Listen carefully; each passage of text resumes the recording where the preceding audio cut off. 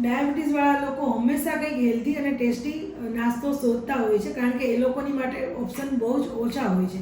ઘણા બધા પેશન્ટ ઘણી બધી પ્રકારની બિસ્કિટ્સના ફોટા મોકલતા હોય છે કે આ અમારે ખાઈ શકાય કે નહીં. તો આજે આપણે સાથે મળીને ચેક કરીએ કે જે માર્કેટમાં અત્યારે zero sugar, gluten free, oil free, sugar ફ્રીના નામે જે બિસ્કિટ્સ ને કૂકીઝ મળે છે એ ડાયાબિટીક પર્સન માટે કેટલા હેલ્ધી છે એ આપણે ચેક કરીએ. તો ફર્સ્ટ ઓફ ઓલ આપણે લઈએ છીએ ઓટ્સના કૂકીઝ.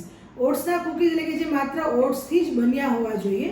તો એની અંદર આપણે જોઈ શકીએ છીએ કે જે વ્હીટ ફ્લોર એટલે કે ઘઉંનો લોટ છે એ 53% છે.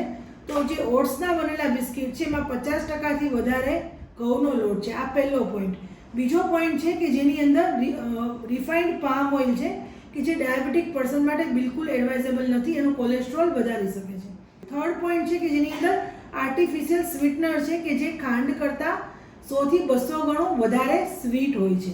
ચોથો પોઈન્ટ અને સૌથી ઇમ્પોર્ટન્ટ પોઈન્ટ કે આ ઓટ્સના બનેલા બિસ્કિટ છે કે જેની અંદર માત્ર 7% ઓટ્સ છે. તો હવે આ તમારે ડિસાઇડ કરવાનું કે જે ઓટ્સ કૂકીઝ છે કે જેની અંદર 7% ઓટ્સ છે એ તમારે લેવા જોઈએ કે ન લેવા જોઈએ. નેક્સ્ટ છે રાગીના કૂકીઝ.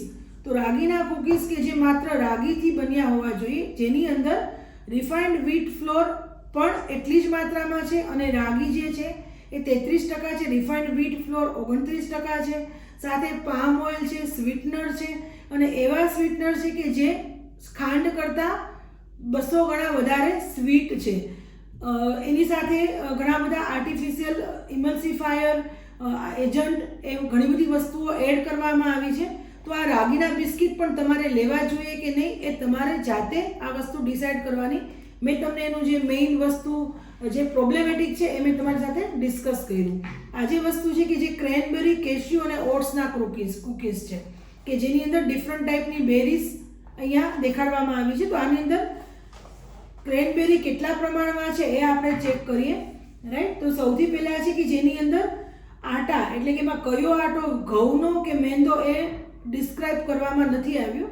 જેની અંદર 38% લોટ એટલે કે આટો છે, રિફાઇન્ડ પામ ઓઇલ છે, શુગર છે જે સુગર ફ્રીના નામે વેચવામાં આવે છે, જેમાં શુગર ડેફિનેટલી એમાં લખેલી છે.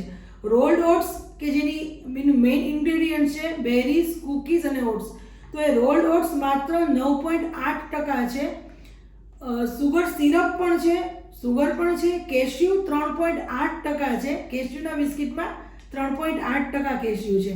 અને ક્રેનબેરીઝ કે જેનું મેઇન ઇન્ગ્રેડિયન્ટ છે એની અંદર 3.8% છે. તો હવે તમારે ડિસાઇડ કરવાનું રહ્યું કે આ માર્કેટમાં મળતા હેલ્ધી કૂકીઝ તમારા માટે કેટલા એડવાઇઝેબલ છે એઝ અ ડાયાબિટીક પેશન્ટ.